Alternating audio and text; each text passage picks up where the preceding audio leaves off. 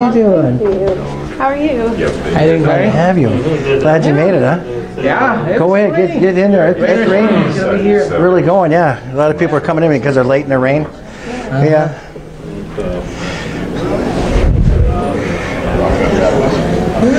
Okay, we got people coming in on the rain. Yeah. Hello.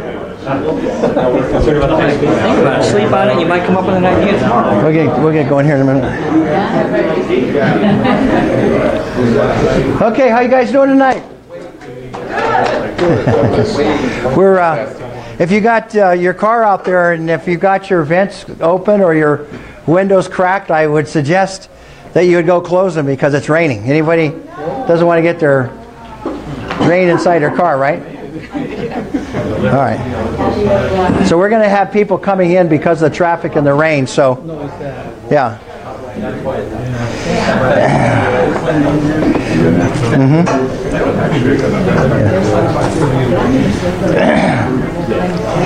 So anyway, we're going to get going. My name's Gary Masseri.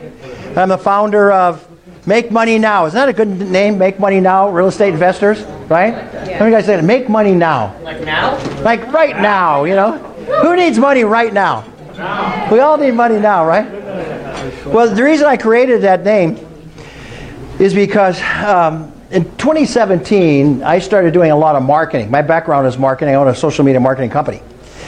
And as I started marketing, I started running ads and doing all these crazy bandit signs, you know, driving around with my Mercedes, sneaking out so no the cops wouldn't find me because, you know, they really want to get a Mercedes, right? Yeah. And believe it or not, I interviewed close to 2,000 people.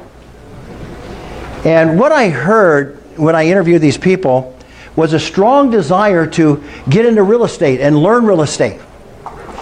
And they really wanted a mentor, and they wanted what I call reasonable or affordable education. And they wanted a community to help them. And the stories that I heard really broke my heart in a few situations. And I'm going to share them with you a little bit, just to get an idea. One of the stories I heard was this guy who came over. I forgot the country he came from, but he'd been in America for about 2 years. And he was an immigrant. And he had about $65,000 that he saved up to come to America. And he went to one of the educational meetings.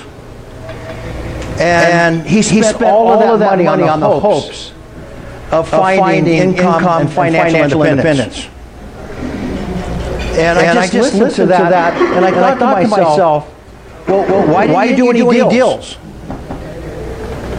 He said, I didn't have a mentor. When I called, they wouldn't return my call for maybe one or two days. I didn't have a coach. And I thought, that's a lot of money to not get a mentor. Don't you guys agree? That's a lot of money. And then I had another lady that she was a single mom. And she went into her IRA account. And this one was like 100. Who's out there spending a mastery program for $100,000? Is crazy. Don't you guys think so? 3 days, $100,000. I know most of the teachers out there. In fact, to be honest, a lot of them are my friends. But I don't know anybody out there for. Have you guys heard of that? $100,000.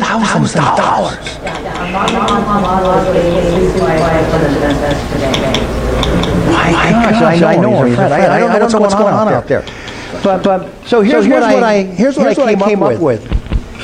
That the need for hands-on mentorship in our industry is obviously apparent. And people are so hungry to learn from a mentor that cares enough about them to help them find the deals, right? Analyze the deals, write the deals, fund the deals. Would you guys agree with that? Yeah. People are hungry to learn. And then I also ran into a lot of investors who really didn't look at this as a business. They're like Lone Rangers. You know, they're out there and they're making $100,000, $200,000 a year. They're doing very well financially, but they were missing the boat with real estate. Here's what I mean. You see, any time that you go out there and you're doing transactional income, you got to wipe the board clean and start all over again. Am I right or wrong? Isn't that what realtors do? Isn't that what mortgage brokers do? Well, I was one of them. I have to tell you, I really know. Okay? Because that's what I did. I had to wipe the board clean every month. And I like to be, I'm very competitive. I always had to be in the top three in the office, right? But, it got tiring. It wore out. I mean, there were times that I was exhausted, and I had to get away because I couldn't take it anymore. Clients pulling at you, calling you all the time. I had one investor, I worked with investors and builders, and I had one investor. He called me no matter what time it was. And when I first got into business, I needed the money. And my wife would run into the bathroom when I was taking my bath and hand me the phone. And said, honey, you need to talk to this guy. And I go, not in the bathtub, honey. We need the money. I said, give me a break. We need the money. And so I took the phone call. And I had to tell them all about the market and average price for cost to build, average price to sell. And, if I didn't, I wouldn't make any money, right? Because I was a realtor, right? Okay. So how would you like to be in a position where you don't have to wipe the board clean to make money? That money comes to you because you become what? You leverage your time, you leverage your money, you leverage your assets. And you create assets that are going to help you to create cash flow. Would that be a pretty cool deal? And then you've got assets that would grow in value. Would that be pretty cool? So now you're beating inflation. You've got assets that are growing. But here's the problem that I find. You see, where do you find these deals? They're pretty hard. Where do you find the good deals? Right? What do you guys say the biggest problem and the obstacle we have to climb? It's finding the deals? Do you think there's enough money out there? Like what, $35 trillion in IRAs? I think there's money out there, right? But where do you find the deals? What if we shared with you tonight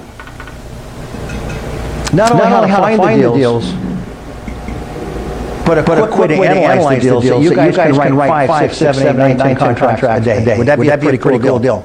Yeah. That sounds like crazy BS, doesn't it? Who can write 10 contracts a day? Right?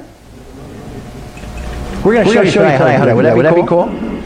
We want to show you how to analyze the deal so you can see it instantly. What's a good deal, a bad deal? Okay? And then we're going to share some secrets with you how you guys can find the deals. Now, how would you like to be kind of like plugged into some of the best investment locations in the United States? Where you knew intimately about an area that you can invest in and feel comfortable investing. Would that be a good idea? What if you knew had the IQ to do that? And the GQ to do that? Would that be cool? All right, here's what I want you to do. I want you to start this table. I want you to go 1, 2, 1, 2. You ready for that? Jake, start your table. Go one, count off. 1, 2, 1, 2. All right, let's go right here. 1, 2, 1, 2. Just follow what I'm doing. You're 1. Go ahead. Say it. Go ahead. 2. What? 1. This table? 1. 2. 1. Jake, you started? You started? Okay. Back table right there. Start with 1. Go ahead. 2. 1. 2. I'm going to get the energy up here. Okay, guys, finished? Okay. I want the ones to turn to the 2s, and I want you to give them a high five and say, I'm so glad you're here.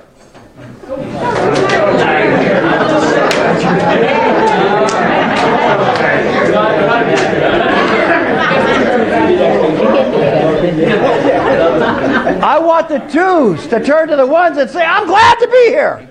Glad to be here. I have no idea why I'm here.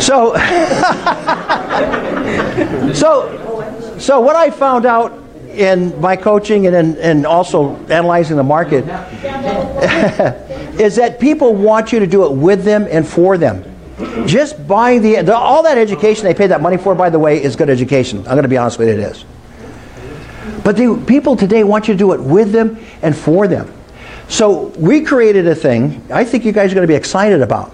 And it's called Bird Dog Saturdays. We created a new term in the industry called advanced bird dogging. Well, what's advanced bird dogging? We're going to teach you that tonight. But wouldn't it be great if we had an all-day workshop where we taught you guys how to find those deals that are so hard to find because inventory is so low? Would that be cool? Yeah. And what if we took you out in the car and we showed you And you went with the greatest wholesaler, and I'm telling you, a bird dog I've ever met, and that's Denise Patterson. And she's my partner, and I'm proud of her. And I want you guys to meet her, talk to her, and learn how to do this. And then I'm very blessed to meet up with another guy who's done over 200 short sales and fix and flips. And I got to tell you, I don't do a deal unless he puts his signature to it. Because I don't care how much money you need to do a deal or how many deals you bring him, he always has the money. And that's Mr. Frank Verde. Yeah. Give him a hand. Come on. These guys work very hard to put this together, right? Okay, now, we're not going to do introductions tonight because we got a really great schedule for you. But what I'd like to know, is there any CPAs in the room? Oh, Jake. Stand up, please. It's tax season. What the heck is he doing here? Tell people, in one quick sentence, how you can help them with their real estate investing. Oh my gosh. One quick sentence. Real estate investing is the only way you can get tax-free cash flow. There you go. There you go. So if you need a good CPA, by the way, and I'm pretty sure I know people because I built a few companies, but he's going to be speaking for us and educating us. Would that be a cool deal? Now I'm going to check him out first, take him to lunch here, everything, don't worry. And then I want to introduce another person to you that has the same ideals. He's done close to 900 transactions, deals. Alan, would you please stand up? Introduce yourself. Funny, Massachusetts. 888 doesn't split hairs, right? All but 13 of those were no money down and no credit. And the biggest one of those 13 I had to put money down was $17,500 for $6.5 billion worth of property. No credit. Oh. And Alan runs an REI group. Now, we're an REI club. I don't know if you know that, but I registered us. Okay, is that pretty cool? Now, he runs an organization. I went to it. He's going to be once a month. And he was at Castlewood. We're going to be looking at a new place, right? Okay, so that's going to be coming out, and we're going to recommend his meeting as well. Would that be cool? Okay. Can I mention the meeting? Yes, go ahead. Mention it, please. Write it down. Number 3.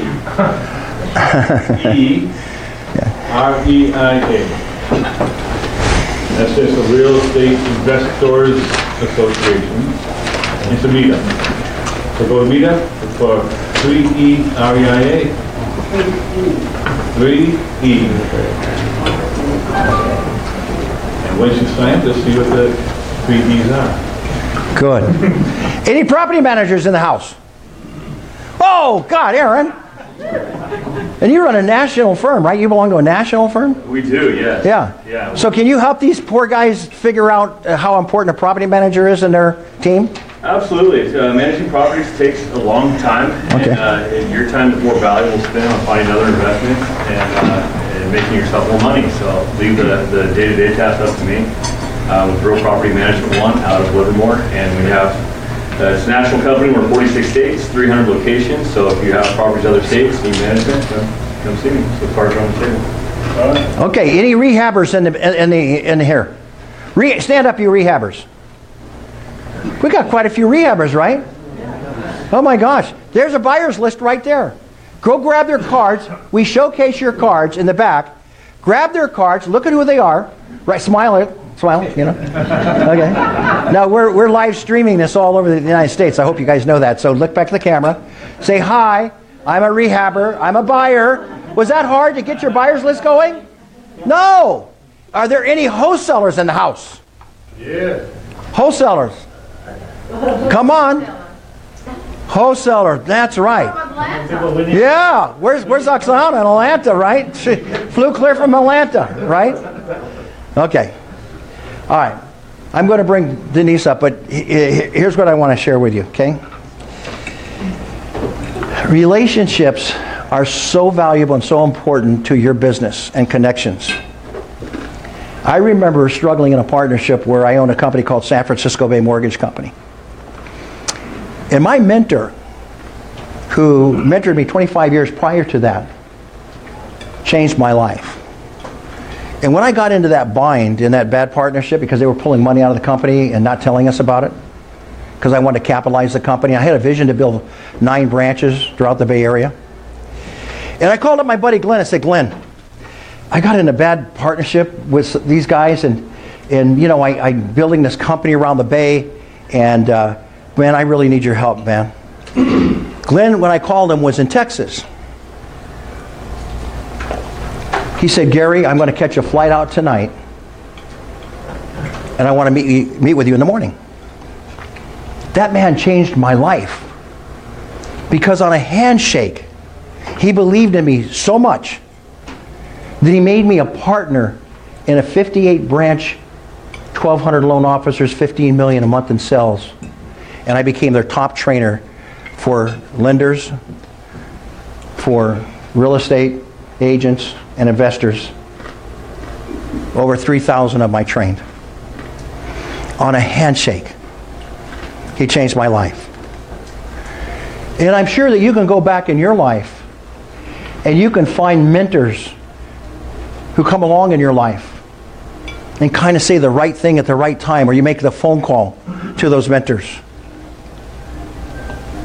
I'm telling you, everybody here needs those type of people in your life. I believe Alan's that way. I believe, you know, I'm that way. I believe we want to bring you those type of people. And I want to encourage you to start doing one-on-ones. I want you to start connecting and building your network. And your mindset when you sit down with that person is not what they can do for you, it's what you can do for them. Are you with me? Yep. So if I go over to Mr. Wayne Lucas here and I say, Wayne, I want to have a one-on-one with you. I want to sit down. I want to hear about your business. I want to hear what I can do to help you get your business moving. Wayne, what can I do to help you to move your business forward? Show me.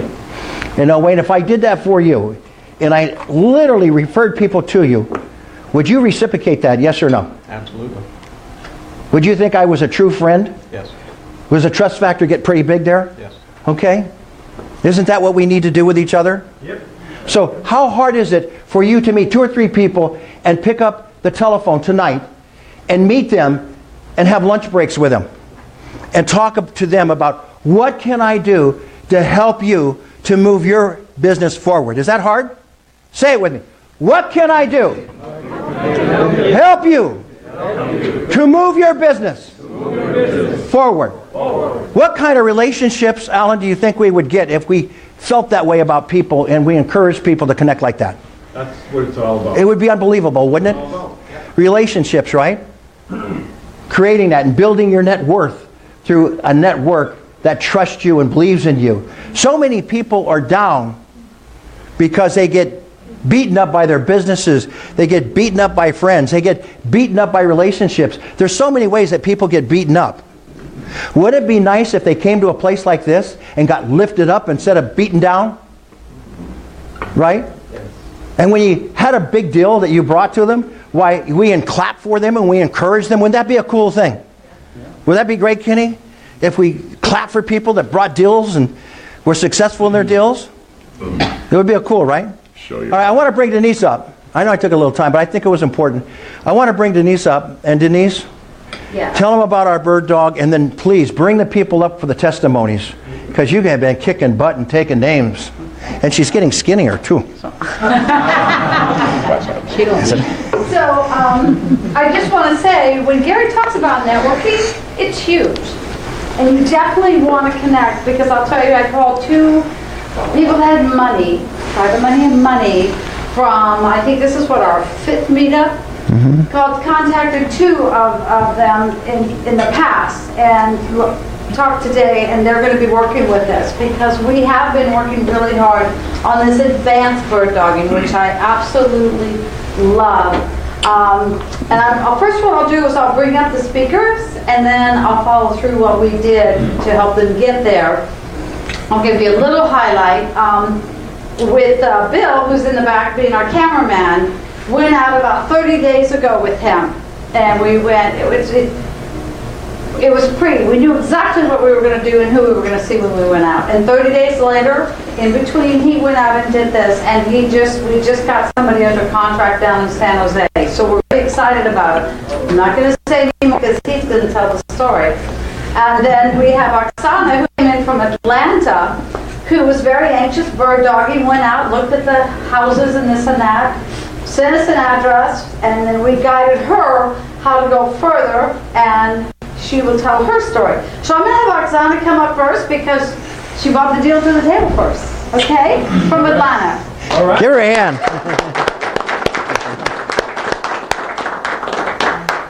If you can get out of this picture. Stuck back Go there. behind Alan.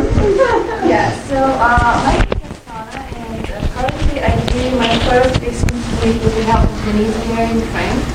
And today we actually got acceptance of our second offer for the second project in really, really nice area of Atlanta.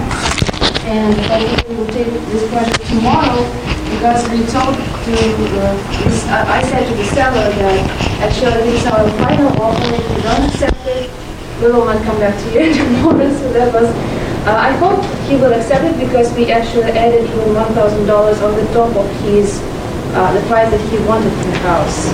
Because we are going to buy this house for $76,000 and to put in rehab about $70,000 and then bring it back to the market with $250,000. Yeah, so this is really, really nice neighborhood.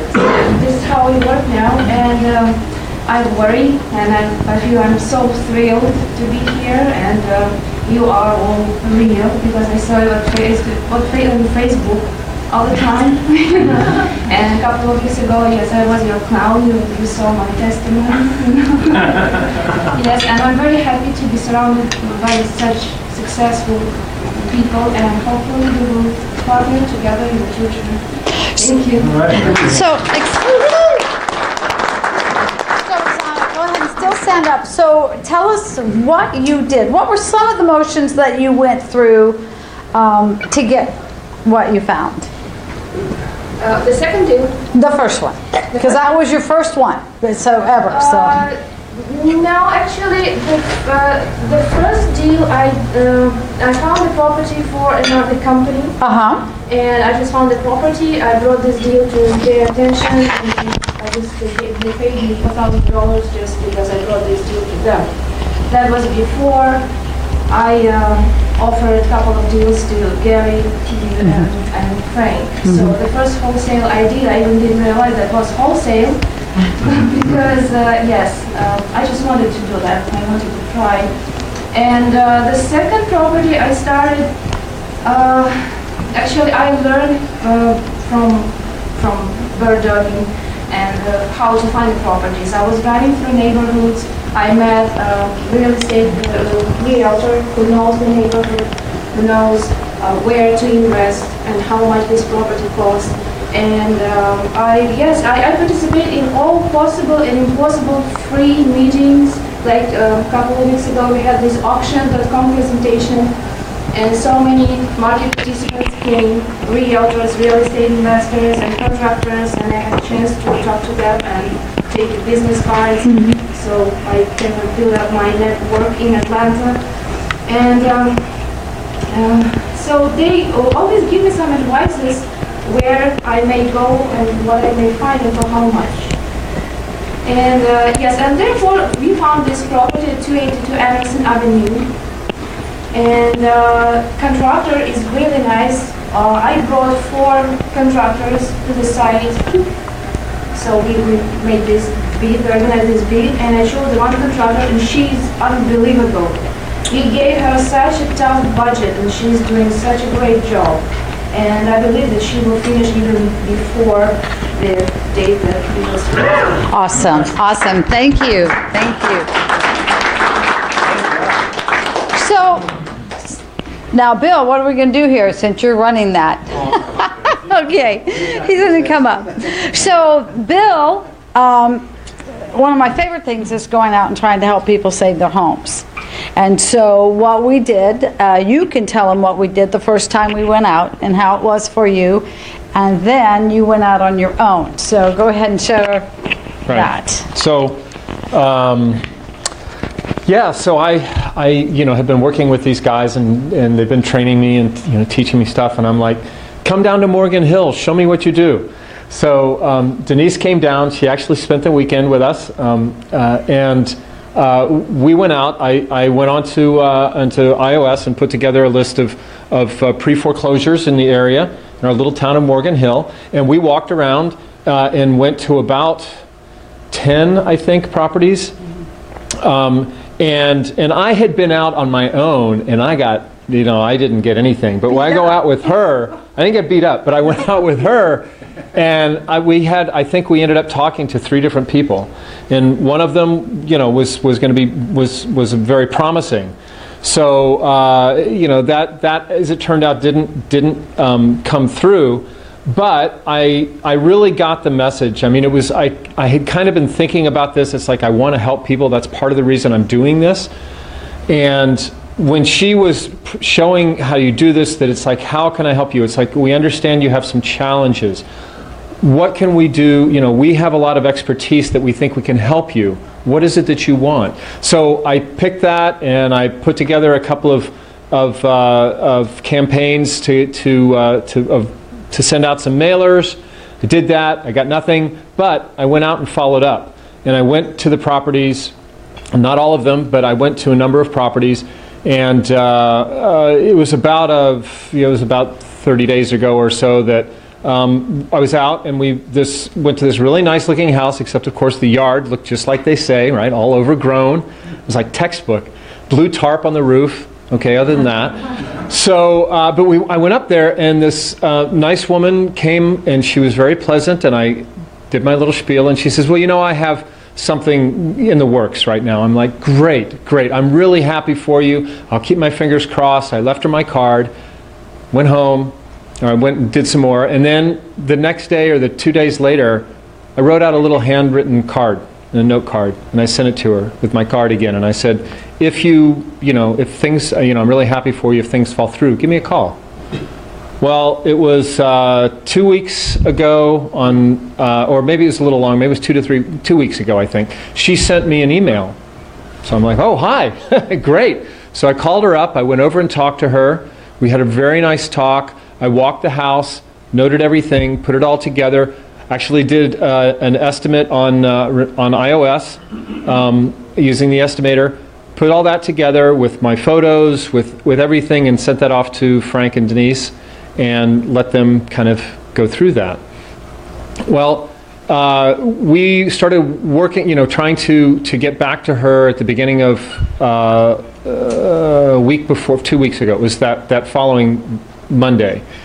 And she was responsive, but she was still kind of holding out. We had a nice talk with her, but she was just holding out.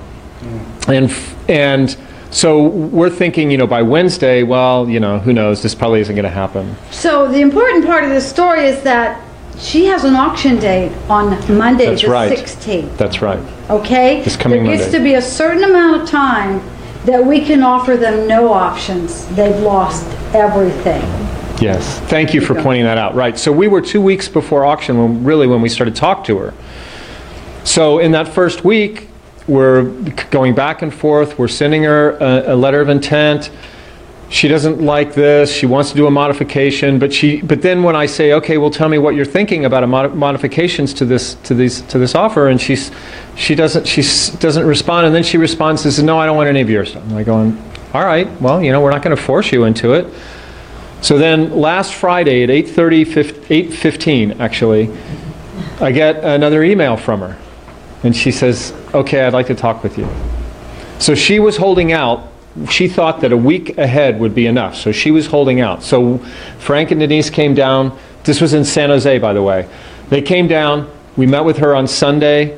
And it was very good. These guys were very compassionate and empathetic with her. Particularly Denise could really relate with her. I think there's this secret weapon of having a woman-to-woman kind of thing. But anyways, at the end of that, we had an agreement with her. Okay, now I'm going to step in again. Yes. All right. So not only were we worried about the auction date on her home, okay, that was number one. We were trying to come up with options. Well, she lost that. But when you get in front of people, they don't necessarily see that. They still have this mindset, I'm going to save my home. She has $650,000 sitting there that if it went to auction, good majority of that would have been gone. So now when we step in there, we're in a different mindset. We are like, okay, we're past this poor thing is here. We're past that. And you've got to get people to think on a level, hey, no house anymore, that's gone. You got a pot of gold. This is where your focus needs to be. So sometimes you need to draw them in, but we'll make this, wrap this up, Yeah. but you're close. Yeah. So she signed for $959K. The house, the ARV. So it was $959, and that included about what we figured eventually was 40 to 50K in rehab, and the ARV on it is 1.25 million. Sweet. So she's going to walk away with about 650K. So she'll be able to start over. She'll have something she can start over with, and we've got a nice little rehab ahead of us. How much money are you getting? Yeah. How much money are you making? How much am I making? Yeah, first deal. Not enough. No. No, I'm making good. These guys are being really, The party's really good to not me. over yet. They're being really, really good with me. So 20,000. He just had to get it out there. Didn't he? I was going to say it. So, okay, go ahead. So yeah. All right. Thank you. No, thank you. Thank you. All right. So this is the advance, pardon me? Okay. All right. Pardon me? Finish the story? What happened? I'm getting pushed over here. I'm like, cut. What happened today? We stopped it. So we stopped the auction, and Frank stopped the auction. It took teamwork, just FYI. The auction was stopped today, so it's huge because this woman gets to start chapter 2 of her life and has 650 to walk away with. Huge. I'm going to take 2 more minutes and then I'm going to bring Frank up. Okay. So Gary. Well, Mark's not going to have any time to speak. He's gonna have that. Really fast. No, I'm gonna. That's right, you will. So when Gary talks about the bird dogging coming up, the advanced bird dogging, this is what we're doing.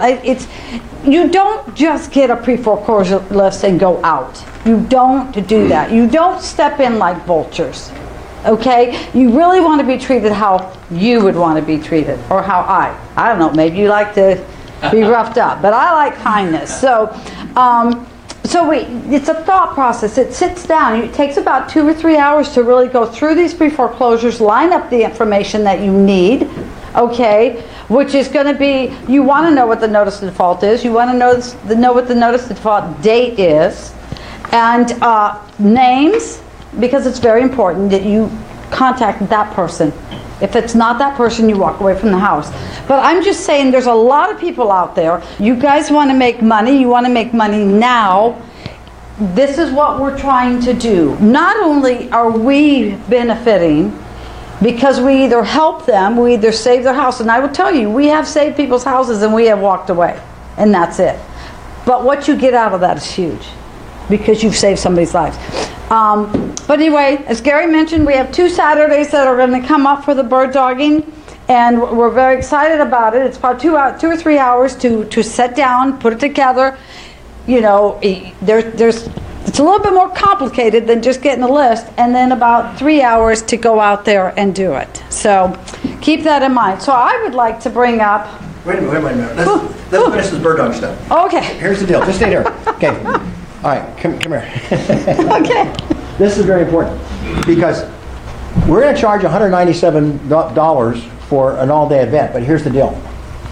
You're going to sit down and you're going to learn how to find these properties, analyze these properties before you even go out. Then when Denise takes you to the door one at a time, only 3 in a car, you're going to listen to what she says. Do you know your options? Do you realize you have a court date? You understand what? We'd like to sit down with you and discuss those options with you. Do you want my help? Do you want?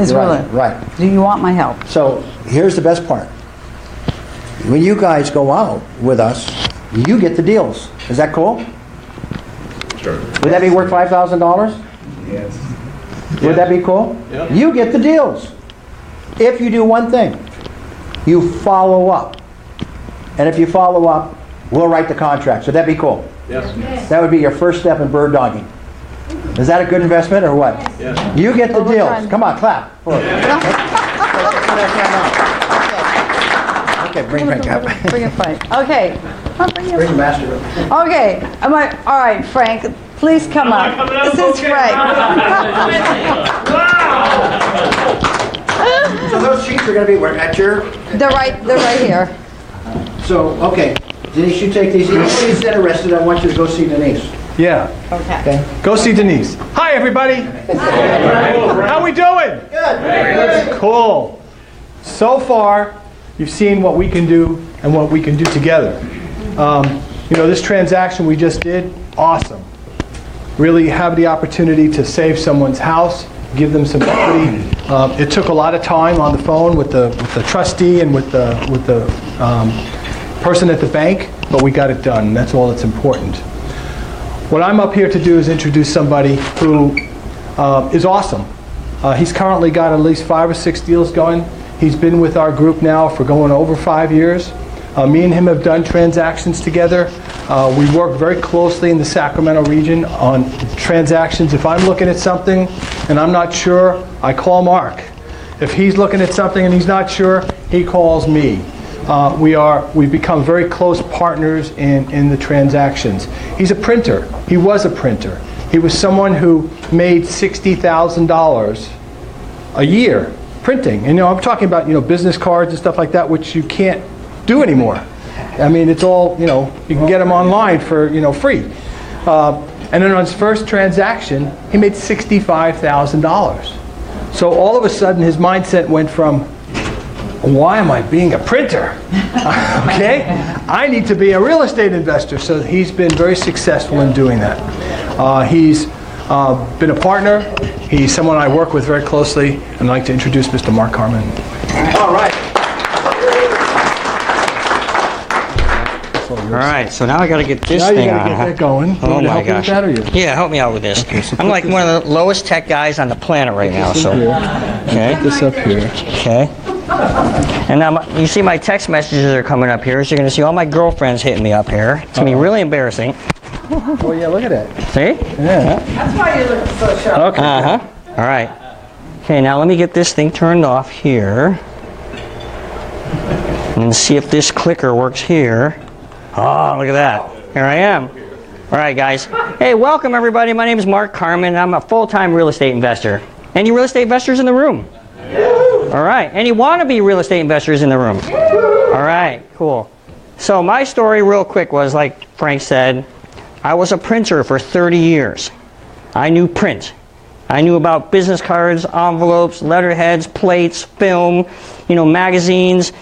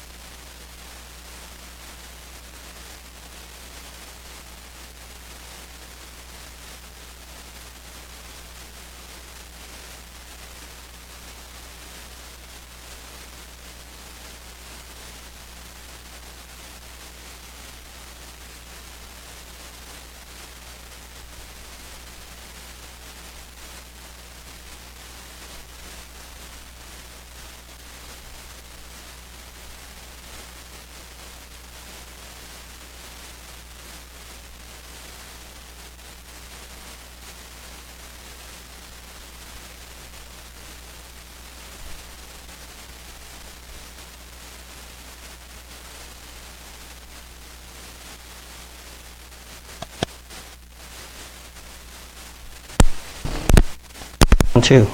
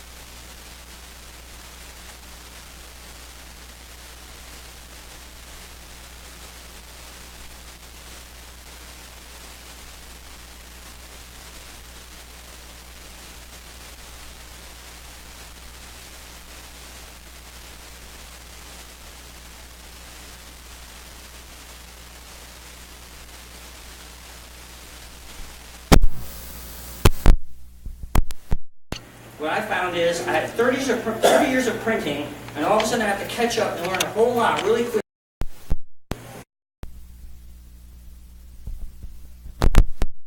Where we can read books on it, right? Or we can show up at places like this with other investors and hang out with other investors and do what we're going to talk about tonight, what we've already talked about. Let's network, let's learn from each other, let's support each other, let's become a team player. Okay, I'm really good at buying stuff. Maybe not so good at selling stuff. That's why I got realtors. I find a deal, I'm pretty good at managing and flipping everything, but then I give it to a realtor and I say, now you go ahead and you do the open house on Saturdays, because that's not what I do. Right? Pretty good negotiator too. If we're going to buy stuff, we have to be able to negotiate. I avoid most lists. Okay, now we've heard a little bit about an iOS system here. There are plenty of software systems out there where we can get those MLS listings, we can get the REOs, the NODs, the foreclosure, the auctions, right? I mean, those are great for a lot of people. I know a lot of people make money doing that. But I learned from the printing business, I hate competition when it comes to buying something. Because it's like, okay, you're going to pay $5 for it, and you're going to pay $10 for it, and you're going to pay $20 for it, and you're going to pay $50, and this competition means it's going to get bid up. Who's running to highest and best offers? In Sacramento, that's what I hear. Anything that's out there pretty much is that, if it's out there for the public. How about multiple offers? And then best and final, right? It just keeps on going. I don't want to play that game. I hate that game. It's too much work. It's a waste of my time. Wouldn't you rather just be a one-on-one kind of thing? And Gary and Frank and a lot of us successful investors we want to get in front of somebody one-on-one. That's where the magic happens. Okay, so we need to be really good buyers. We make our money with the buy, right? Isn't the buy the most important thing? Got to buy it right. We can figure out what the rehab is, and we know what we can sell it for. Okay. Buy it. You got to have money. You got to have time. You got to be a negotiator. It would be helpful to manage people. These are all skills. So if you think you're going to get into real estate investing and it's going to be easy, it ain't easy. Multifaceted, lots of moving parts. Okay, just to give you a quick glimpse, this was my first deal back in 2012 or 13. I joined a community like this, not knowing hardly anything about real estate. I was nervous. Now before that, I signed up with one of the gurus you might have seen on TV or heard on the radio, right? Spent $26,000 just to find out that that guru came into Sacramento, did his little dog and pony show, and he left, right? And I paid 26 grand for like a box of CDs and an 800 number and an email I could send questions to, and a coach that was in Pennsylvania. Yeah. I'm old school. That doesn't work for me. Okay? So I came across this deal after I got my money back from that guru. It didn't work out after a few months. I got my money back, and I joined a group like this, and I found this little property in Sacramento, right there, and I was a bit nervous because I didn't have any money, and I kind of knew what I was doing, so I called my mentor. Hey, Candace, who's been in the business 30 years, would you come look at this deal with me? She said, yeah. Would you guys like that kind of support? She came and looked at it with me, and she goes, Mark, this is a great deal. You're buying this place for like 85 grand, and it's worth like 185 grand, and it needs like 30,000. She goes, if you don't buy this house, I will. I'm like, no, you won't. But I don't have any money, right? Who's got, I mean, some of you have money. I mean, 100 grand for me when I was making 60 grand a year was a lot of money, and that I didn't have. So I needed to call him, and I needed to call him, and I need to call you guys, some of you investors that already have money or know people with money. How do I do this? And I got help. That was my first check, $90,000. And I netted 65 grand on my first flip. In Sacramento, that's a pretty good number. Right? That's when I said, I don't know if I want to do printing anymore. And this is one I just finished last month. Now, from day one to here, I've done over 30 deals, which isn't a lot. I know some of you guys are doing hundreds and hundreds, but you know, if we're looking at 50 to 100 grand a deal, I don't do too many $20,000 deals. I'm doing 50 to 100. I'm doing okay, right? So this is one I bought for 160, put another 100 into it, sold it for like 400 and something. Okay, and so that was that check, 93,000. Okay, so the numbers can happen in this business. Okay. I'm constantly looking for people, properties, and money. Those are my 3 magic words. What are we looking for?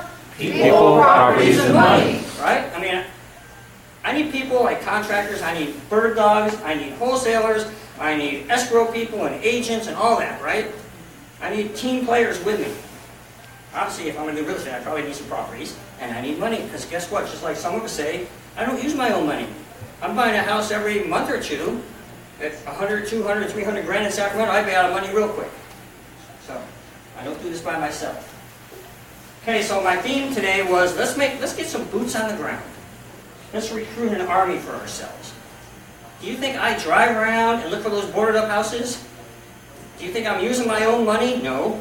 And do you think I'm using just one key guy's money? No, I probably have a few people with money, right? Because if I want to negotiate some good terms, I probably want to have an armload of people with money, right?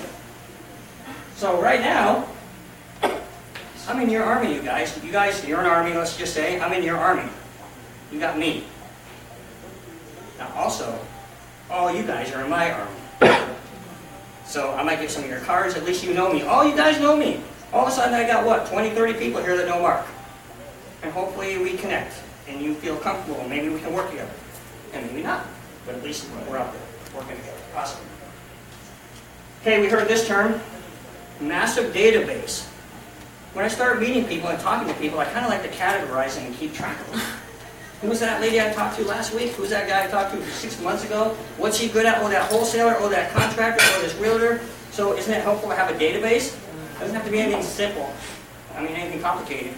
It could just be an Excel file or something like that, which is what I use. Get yourself in front of a lot of people and get a lot of people in front of you. I'm going to say that over and over and over and over. Don't do this by yourself. Okay, let's ask some questions. How many people can you guys call to borrow money from right now? How many people, just throw me, give me some numbers. How many people can you call to borrow money from, Denise? 8. 8? How about Frank? 15. 15? How about our Alan? Probably 10 to 15. 10 to 15 people? Okay. I probably have 50. But, you know, some people are going to give me 200, 300. Some people are going to give me 10 or 20. But sometimes 10 or 20 grand comes in handy when I'm buying a mobile home for 10 or 20, right? So, how many people are helping you find real estate deals? So you're not driving around looking for boarded up houses? Okay, throw some numbers out there. 20, 30, 40, 50. Again, I probably have over 100 people looking for real estate deals for me. These bird dogs. Okay? How many people do you know that are involved with a real estate investor group like this one right here? Okay, so we've got this investor group, there's other meetup groups, there's other groups, there's all kinds, right? How many people do you have in your army? That's the point. If you have an army and you have a lot of people, that's a lot of resources, a lot of opportunities, potentially a lot of money and a lot of deals. And I know some of us might have 9 to 5 jobs, W-2 jobs. It's like, Mark, how am I going to get out and meet people? I've got this stupid job from 9 to 5, right? I'm driving down the freeway and I'll see Joe's Construction or Fred's Painting or some escrow company or the trucks have advertising right on the vehicles. There are some leads for you right there. And if I call a painter, is the only thing in life he can give me is paint? Not really. He might have money. Or he might have an aunt that just passed away that has a house. Right? People, people, people. How many times a day does your phone ring for your business? To me, that's kind of a true test, unless people are calling you to waste your time. But my phone rings every single day, pretty much all day, with here's a deal, here's a person I want you to talk to, here's something I want you to look at, can you answer this question? Hey, is there a meeting tomorrow night? My phone is ringing about business stuff pretty much all day, every day. And sometimes 6 or 7 days a week. Okay? If your phone's not ringing, get out there and make it ring. And now we know how to do this, right? Okay. How am I doing for time, guys? Somebody kind of give me a... You all right? I'm talking fast here because I got to get through this. Right. Okay. All right, so just an idea of database. I blurred out all the important stuff, but, you know, it's that simple. You know, a name, a company name, a cell phone, a home phone, whatever, an email, you know, a couple basic things. Keep track of people. So this is a database for realtors, right? There's a database for contractors, right? There's a database for renters, right? How about a money database, right? Oh, get rid of that one quick. Be vigilant, okay? Here's a little nugget, and I'm old now. I just turned 60 a couple months ago. I'm forgetful, right? So how about if you put little post-it notes to remind yourself on your mirror or your car dashboard or on your refrigerator to, oh wait, find people, find houses, and find money. Because if I'm driving along and busy with life and listening to the radio, or on the phone, I'm not thinking about that. But if I have that right in front of my face when I'm driving down the road, because I'm in the car a lot, and maybe I'll just do one, like for a whole week I'll have the post-it, find money, find money, find money. So it reminds me all day long, every day. And then I find some money finally. Guess what? What we focus on is what we get. And I'll change that post-it note maybe next week and put, now find people, or find properties, right? It's a great reminder because I'm old and forgetful. But with that, I can't miss it. That's one nugget I'll give. I don't do all the work myself. I leverage lots and lots and lots and lots and lots of other people. I get up close and personal. Okay, I'm not hiding behind the computer. I'm not hiding in an office. I like to talk to people, and I know it takes a little bit of time, but it doesn't take much time. David, I'm Mark Carmen. How are you? Good, nice to meet you. Good. Are you a real estate investor? Yes, I am. Are you? So what's your specialty? Right now, I'm learning to wholesale. Wholesale? And Perfect, man. I'm a fix and flipper. Let's get connected, okay? And maybe you'll wholesale something for me, right? All right, let's talk. Good. Boom, done. 2 minutes, 1 minute, move on. I'll get to this, but somebody once told me, what if you talk to like 30 people a day? Just like that. Times 30 days in a month. 900 people a month. There's 1,000 contacts a month. You think your phone might start ringing. That's just one strategy, just talking to 30 people a day. Develop your warm market. Use technology. I use technology a little bit. I don't even have a website. I've been self-employed for 30 years. I don't have a website. I don't need one. My phone rings enough already, and I don't need to start answering a bazillion emails and dealing with all that technical stuff. I'm constantly networking in a personal way. I try to make an impression on people. I like to have fun. I'm passionate. I'm energetic, excited. That makes a difference. That's what people want, right? We don't want boring people that talk slow, right? So be genuine. Be you. Okay. Everything works and nothing doesn't. So sometimes so you can do the craziest things. I've done some crazy ads out there that make no sense at all, and my phone still rings. People go, "What's that ad mean?" And then I'll explain what it means. And then they get to know me, and they're like, "Oh, okay, I get it." So everything works. Just try stuff until it starts working, right? Okay, so mass marketing, which isn't something I do, but it's sort of. I just found this on the internet. Mass marketing is a coverage strategy where a company markets or attempts to sell through a persuasion of product and event to a large audience. Got the picture? Massive, right? Okay. Some of the mass marketing leads funnel to me. So all that mass, not everybody, but some of it, ends up coming to me. Right? When somebody sees one of my ads, a banner sign on a telephone pole, there might be 1,000 people that see it, and maybe I'll get 10, 20 phone calls, and then they come to me. Or they'll come to one of my associates. And then I found this, the end of mass marketing, the beginning of marketing to individuals. And I think that's what I'm getting here with the one-on-one thing, right? Let's try, it's good to capture that massive audience, but if we can get one-to-one, individual, mano-mano, or man to woman, or whatever, let's get to know each other. Really get to know each other and find out what it is that I can do to help you, and what can you do to help me. Start being creative to catch what you want. Let's throw those nets out there, right? And I'm going to show you some of the nets I throw out there just for fun. No guarantees. They work for me. They might work for you. Be passionate and excited, like I said. Don't be boring. Let's see who you can catch with minimal dollars to start with. Okay, I've heard about people, okay, I've started a business, I paid $1 bazillion for a website, I got all this printing done, I formed an LLC, I got a living trust, they've done, and then they're paying for mass mailings, printing, and then mailing and postage, and they're paying for this, and they're not getting anything out of it. It's like, you don't have to pay it. I think my budget last year, I've done like $2-3 million worth of real estate just last year, and I spent maybe a few $100 on marketing. That's it, right? So 3-foot rule. Who knows what the 3-foot rule is? Or who does not know what the 3-foot rule is? All right, 3-foot rule. Are we within 3 feet? Yes. Are we close to 3 feet to each other? Pretty much, right? And we're 3 feet, right? All right, I'm Mark. How you doing? Yep. Okay. Anybody within 3 feet of Mark might want to know what the heck Mark does. Okay? Here's the perfect example that the light bulbs went on in my head and my hair went like this and never went back. Okay? So my son's best friend, his name is Alec. Alec told my son Jeremy a couple years ago when I first started this, hey Jeremy, hey, just you know, we're moving to LA and my dad got a new job, blah, blah, blah. So then my son Jeremy said, hey Dad, my friend Alec, I guess they're moving to LA and maybe you want to call his dad about the house because they're selling their house. And I thought, okay. So I call Alex's dad. Hey, Alex's dad, my name's Mark. I'm Jeremy's dad. I hear you're moving to LA. Yeah, we are. Well, I'm a new real estate investor, and I'm looking for a deal. What do we got going on? And he says, oh, I listed it already with an agent. It's for sale. My company's paying for me to move. It's a done deal. The point is, wait a minute. My son's best friend didn't know what I was doing, so he could tell his dad. So his dad would call me before he called the realtor, right? So the 3-foot rule is tell everybody you know within 3 feet what you're doing. That way you're probably going to get a phone call. Otherwise, all those opportunities go by. So I'm sitting in bars telling people what I do. I can be in a grocery store, at a Starbucks, you know, anywhere and everywhere. Priceless ads, they're free if you put them in the right place.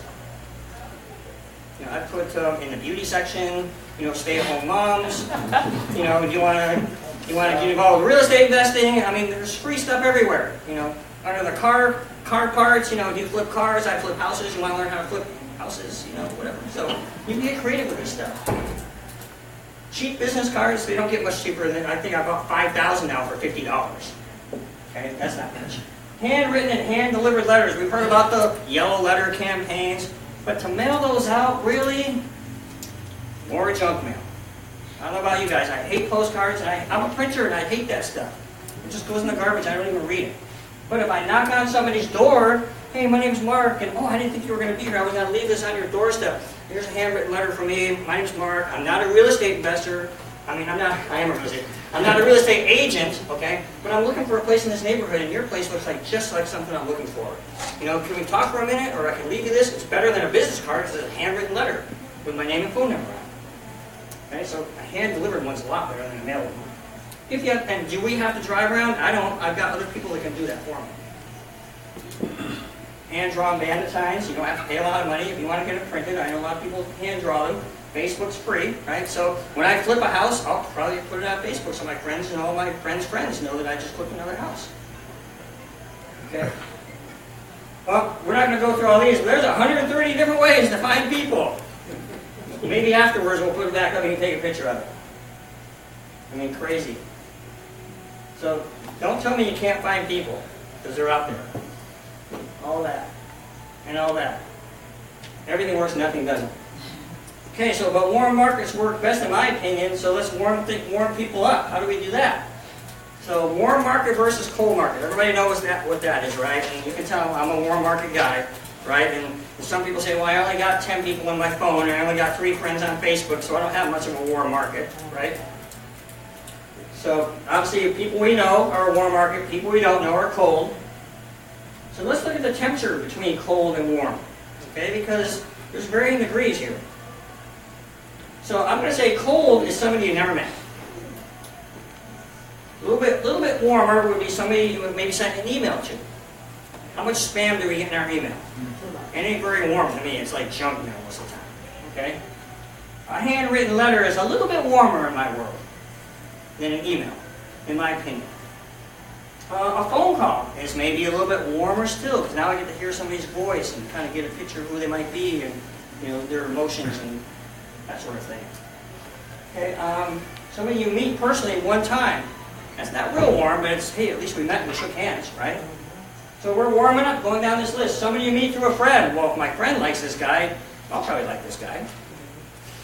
Somebody you've known for a little while. Okay, so now you've known somebody for 2, 3, 4 visits maybe, or a couple months. Somebody you've known for a long time. Now we're getting really warmer here, right? Somebody who's family. Well, not always, right? But family's pretty warm usually, okay? Somebody you consider your best friend.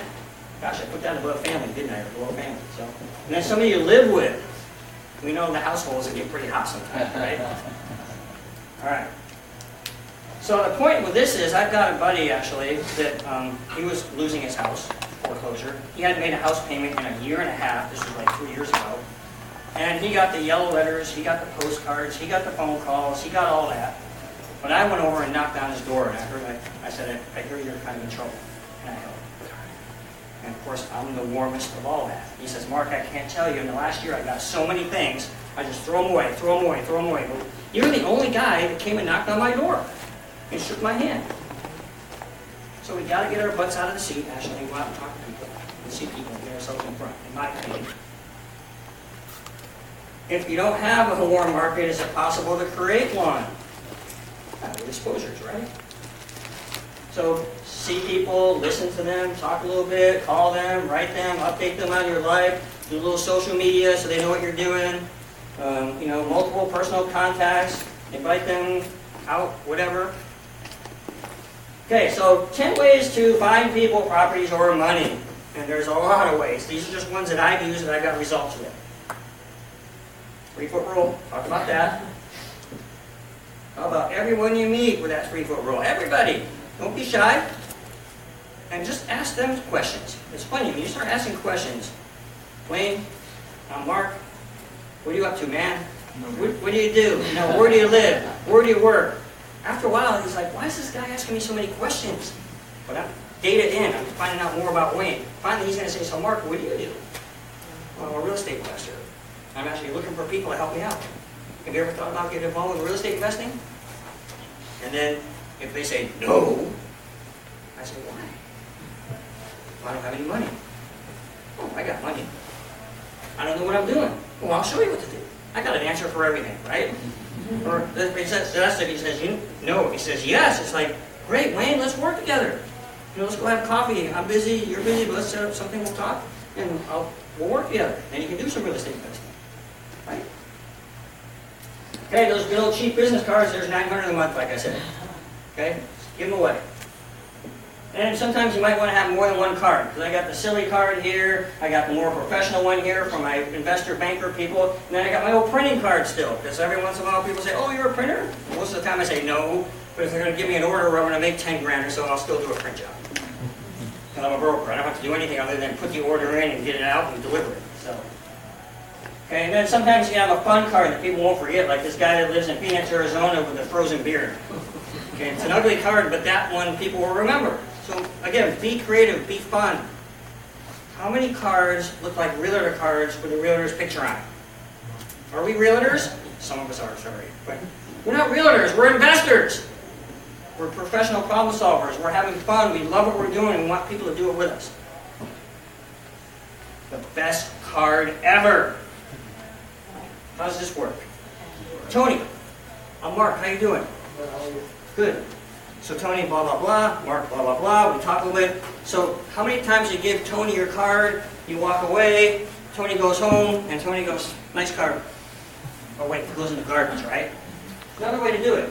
Hey Tony, do you have a card? Sometimes they say no. Tony, I'd love to stay in touch with you. Can you give me your phone number and name on the back here? See, I'm old school. I do it this way. All the new young people do it this way, right? Put your number in my phone. I don't care how you do it, but once I got this, they're not going away. They're in my database forever. I'll never leave them alone unless they say stop. All right? Okay? Do these work? Yes. Yeah. Who's found deals? People, properties, money, renters. I mean, I found everything with these. The people call me for the craziest things. It's not even related to real estate. Hey, are you single? Oh, okay. Talk about a stalker. Yeah. Craigslist, right? When you find stuff that way, I found deals that way. I look, put in your keyword searches, right? Like the word fixer, motivated, contractor, special, investment, classified ads. Be creative again. You can do a search and find deals on Craigslist. It's free. For sale by owners. Social media, if you post some stuff on there that you're looking for stuff, or you know something special, or or you had a success story, or Gary's had a success story, or I have, or I know Mark, or I'm friends with Frank. Use our stories. Get people's interest that you're involved with this. And they're going to say, what are you doing? I thought you were a printer. I thought you were a realtor. I thought you were a CPA. Now you're doing this too? Tell me more. Newspapers actually work still. Just don't spend a lot of money. I find newspapers like out in the hills, like out in the middle of nowhere for like $20 a month or something, and it runs every week, 1 day a week. A little ad like that. I get phone calls from those. And those listings, sometimes you can find deals, but not very often. But again, it depends on where, right? I don't know about here. In Sacramento proper, you can't find anything really listed because there's multiple highest and best offers. But outside of Sacramento, out in Timbuktu, where I go, I can find deals. I've got a truck, and people I get a call once every week or so. What's your truck mean? Okay, so I get referrals again. I leverage other people. This is a big one. I leverage with real estate agent, friends, family, co-workers, other investors, contractors, lenders, title and escrow people. I meet people at lunch. I meet people at bars. I meet people at gas stations. I meet people at grocery stores. Everyone you meet, especially people who love to talk. Those are good people to meet, right? So the little lady that walks around the neighborhood every day walking her dog, does she know all the scuttlebutt of the neighborhood? Does she know who's cheating on who? And who lost their house? And who lost their job? She knows everything. Barbara Walters. Right. Or what about the grocery store checkout lady? Right? How you doing today? Well, I'm losing my job. Oh, too bad. Well, that lady's got my card, so when that lady says she's losing her job, now the checkout lady, she talks to 1,000 people a day in the grocery stores. Pay her a bird dog fee. Leverage, right? Okay, so here's number 10. Create your own real estate team like this guy's doing. Join a team or create a group. Add value to people. Do some training. Show them what you know. Show them what you don't know. Show them what you learned. Okay? More people, properties, money, skills, resources, more everything.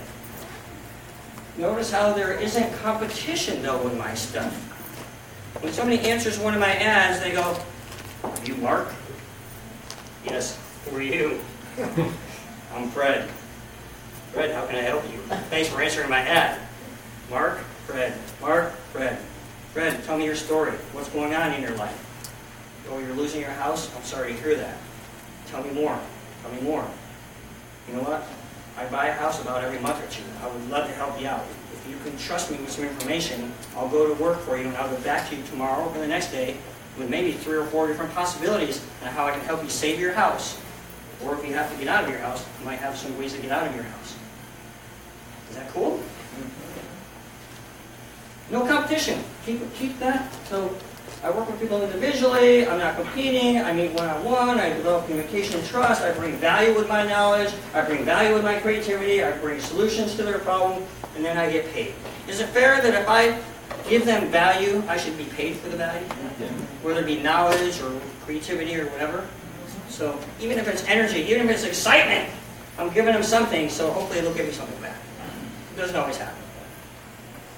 Keep track of all those people, again, with the database stuff. You have hundreds of people in your database. That's your challenge, guys. I would challenge you to get hundreds of people in your database. Think of all the options. Now when you ask for money, one guy says, "I need 12% plus 3 points." And this guy, "I'll give me 10% plus 2 points." And somebody else says, "I'll do it for 8% and 1 point." And now I got people saying, "I'll do it for like 6% and no points." It's good to have that kind of database, right? "Oh, I got a realtor, I'll list it for 6%, I'll list it for 5, I'll list it for 4, I'll list it for $100. Right? I know you realtors hate to hear that, but it happens. Right? Who do I need in my army? Who do we all need in our army? Let's see here. We need people to find our houses, obviously. We need money, of course. We need contractors, painters, all that stuff. We need salespeople, network marketers, business owners, all that kind of stuff. Lots of people. So people, people, people. Okay, so here's some examples. How am I doing for time? 5 minutes? Okay. I'm going to blaze through a few examples. I'll skip some, okay? New investor came on board with me a while ago. She needed some money. She only had two prospects to call in her database, okay? So one said, "Nope, they don't have any money," or "Timing wasn't good." The other one said, "Not right now." So the idea is, no deal for that girl, right? I'll skip that one. I'll skip that one. One of my bird dogs met a contractor, and this guy wanted to sell this burnt house right here. And he bought the fix and flip, but he couldn't finish a project. He had too many things going on. So I paid my bird dog 10 grand for finding me the deal. Okay, and I made 100. And there was no competition. Contractor, she met him in the grocery store, and he said, "You have a contractor, and I've got a house." And she goes, "Great, I know an investor, Mark." She called me, put us together. She made 10,000. I made 100. That's the house. Yeah, I'll skip that one. I met a woman who has asked me several times if I could use a small amount of money. You know, sometimes we do ask people, "Hey, so have you ever thought about getting involved? What kind of money might you be comfortable with?" Some people always say like 5, 10, 20, and usually I'm like, I can't, chump change, I can't use that. But I said yes, but I never put her in my database as a small investor. And since then I've bought 3 mobile homes. Maybe I bought a mobile home for 6 grand and sold it for 80. It would have been nice to have 10 grand. Yeah. Right? So, darn.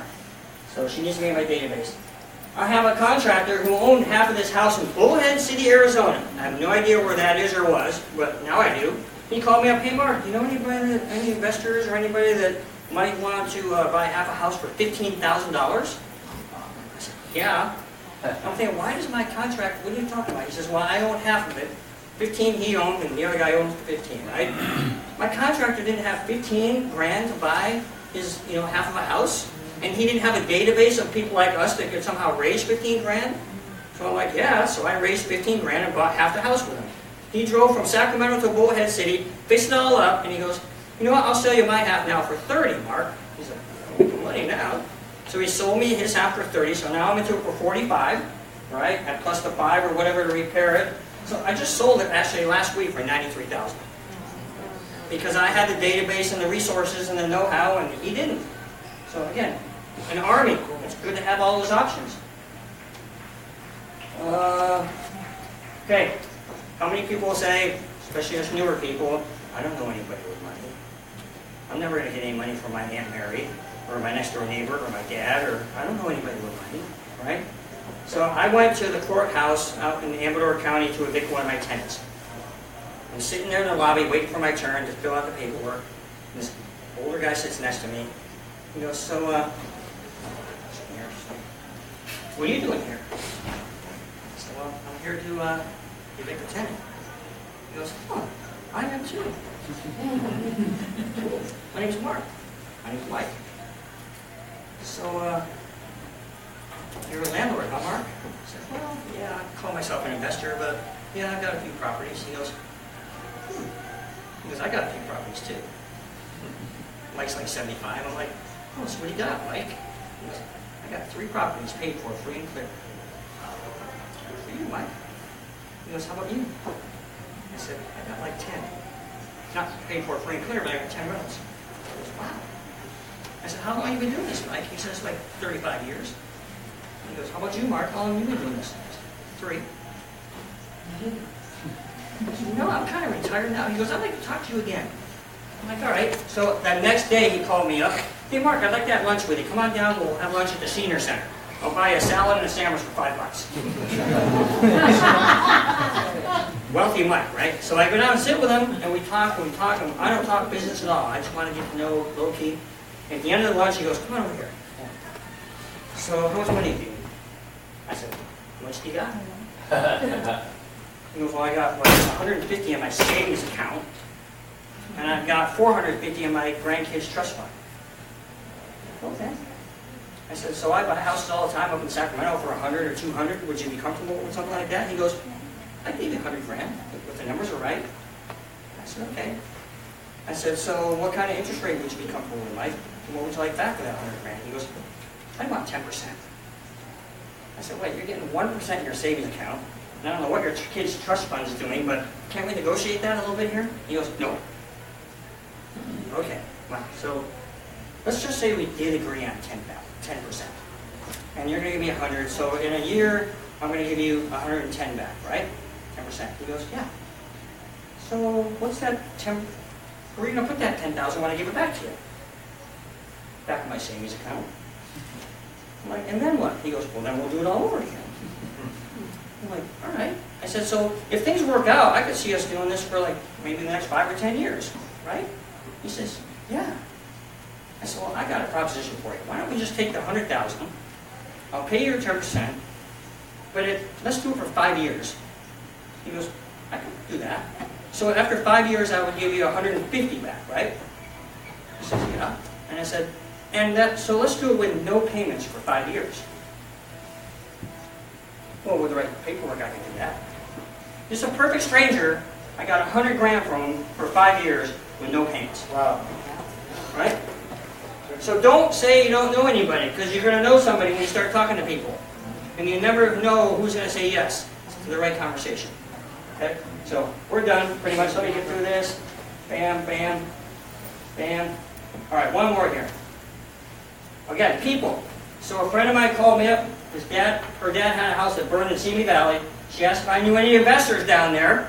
I'm not down there, but I know some people down there. And my associate, who lives in Simi Valley, sent a contractor over. We got some bids out of the place. And long story short is, I just flipped that deal to my buddy in Simi Valley, and he wrote me a check for $31,000 because he's going to make $150 on that deal. Like 3 phone calls, $31,000. I mean, that was like a really expensive bird dog fee because I didn't even do an assignment contract or anything. And he said, Mark, I want to do more work with you, right? So it's not that hard. It's just people. Okay? Boom, boom, boom. Become a friend, offer value to another person's life, be passionate and excited about what you do. They will remember you. Recruit your army and keep your boots on the ground. And that's my story. I'm sticking to it. All right.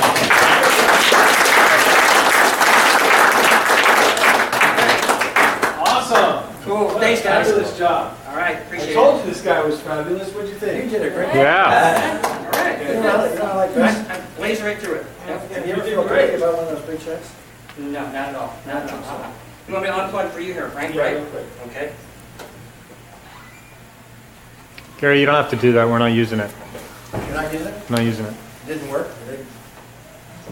We're going off the audio here. Cool. You hearing me that I should shout? No, you don't have to shout. Oh, I don't have to shout. Okay.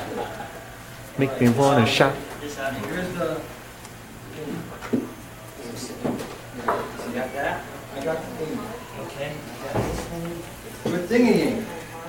Should we dance while we're doing this? Da da da da da da. No thanks. I can sing. I like this song. Well, really, I can't sing, but I can say I can. I just gotta say something here. I can't stand it anymore. Appreciate it. Yeah. I'm sitting here saying, as us older guys, they're doing very well. And I'm saying, what happened to all those get-rich kids with all this stuff and gadgets and will buy my course, I'll give you the list and mailing and all that junk. I do the same thing Mark does. I'm walking around, I'm meeting people, I talk to people, and that's how we do it. Thank you for validating. It's the old school. And we all get the new phones and all that, yeah, okay? But that's where it is. I'm sitting here today, I'm just like, wow, I came to California for some reason, I found it. Nice. True. Well, I can't wait to catch up with you and get 800 and some properties. Yeah. All right. Oh, so you have 3 years, I've got 37. Oh, man. School of Hard Knocks, Yeah. you know? Wow, it's just really knowing you do it the old-fashioned way, belly to belly, toe to toe, nose to nose, mouth to mouth, paper. Now, we'll use some electronics.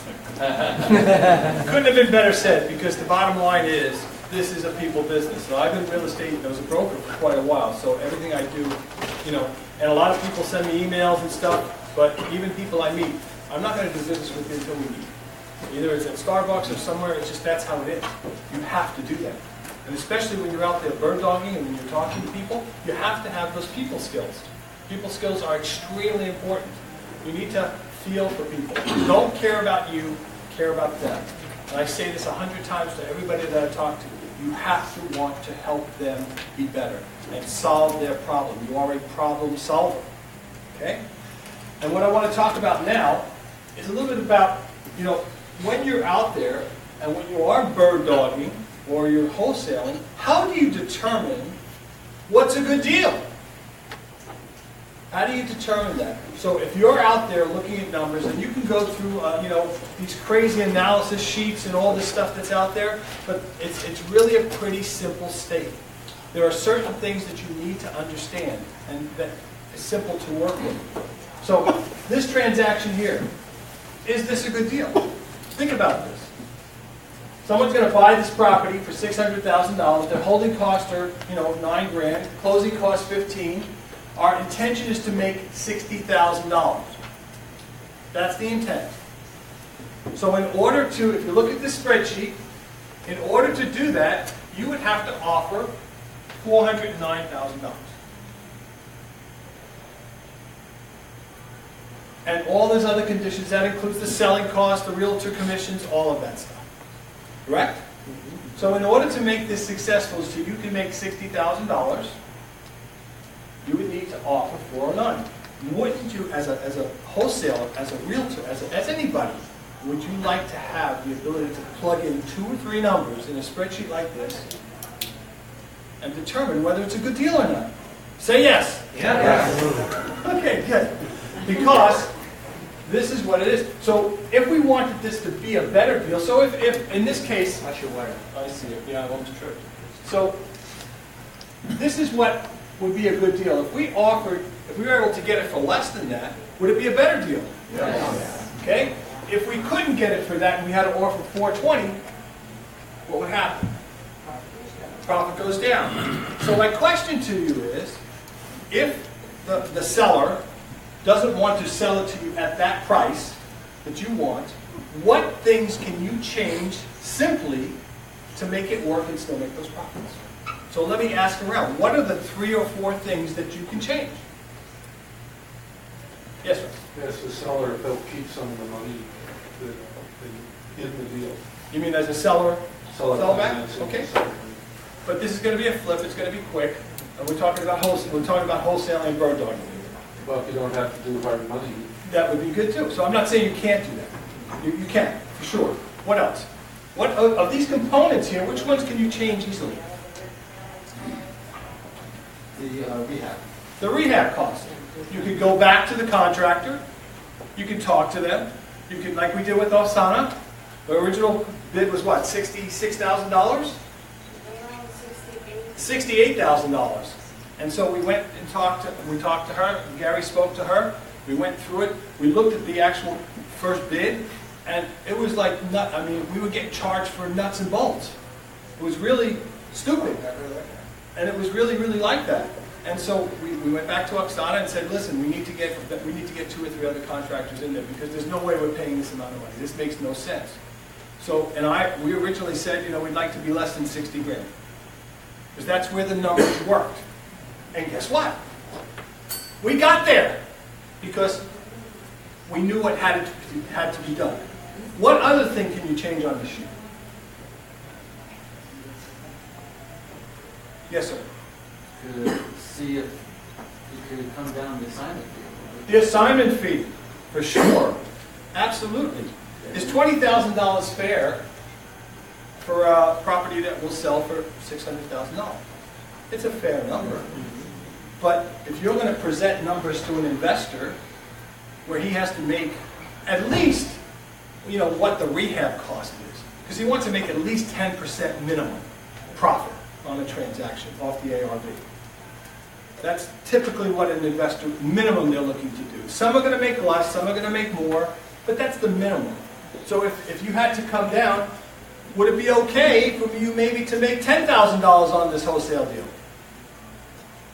Would it be okay? Would you feel comfortable doing that? Something's better than nothing, right? What else could you change? Realtor's commission. Realtor's Who commission. said that? Is there any realtors in the room? It should go up a couple points. Okay. I'm a realtor.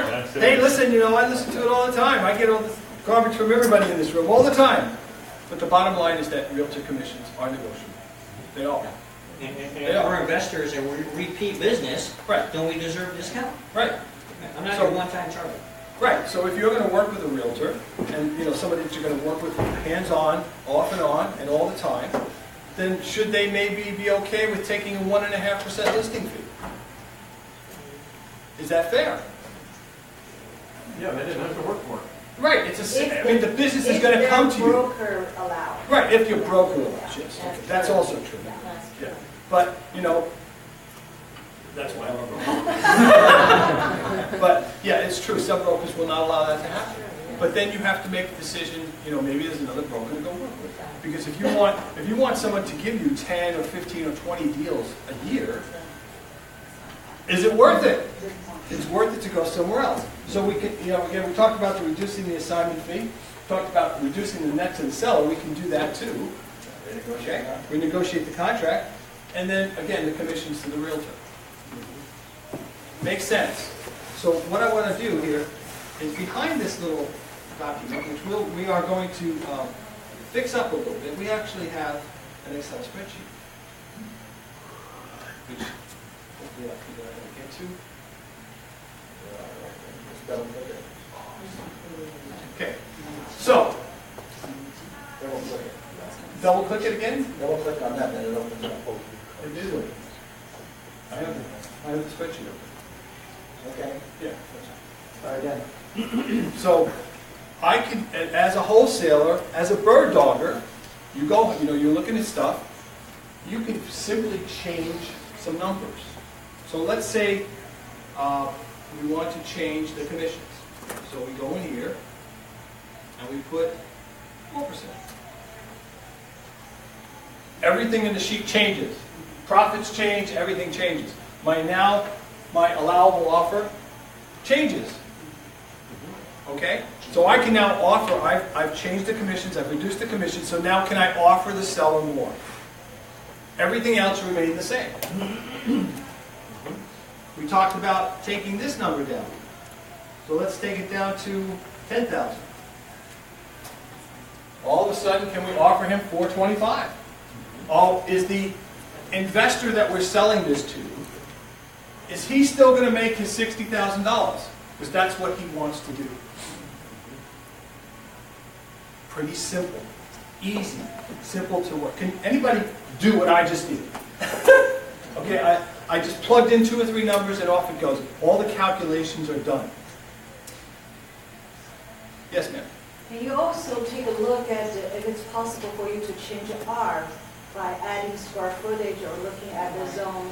Yeah, you can do, yes, and I can do that here too. I can just put the number in here and make this 650. Well, that's going to cost more. But that may change my rehab to a higher amount. Exactly. Oh, 600. But then my rehab might go up to, let's say, 70,000. Right.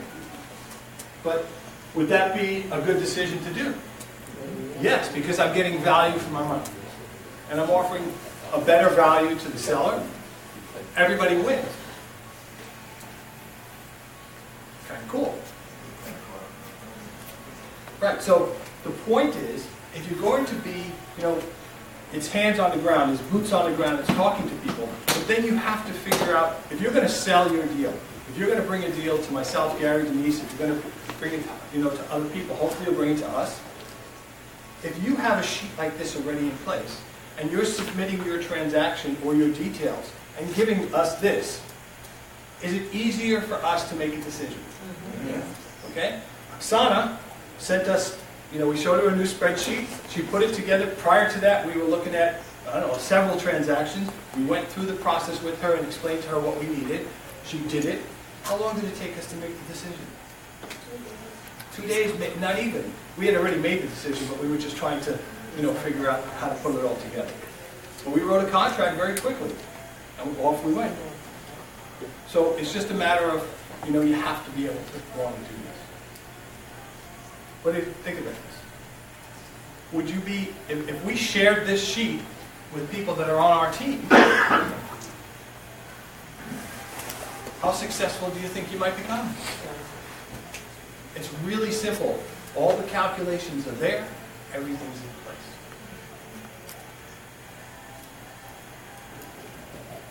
Say yes! Yeah. Okay, good. So, No, I'm going to, yeah, I mean, what do you want to do? Just everybody stand up and then take yeah, well, why don't we all stand up, maybe give each other a little back rub, and then we're going to finish up here. So just so, because we do have about another 15, 20 minutes. Everybody in back row. And I'll start dancing.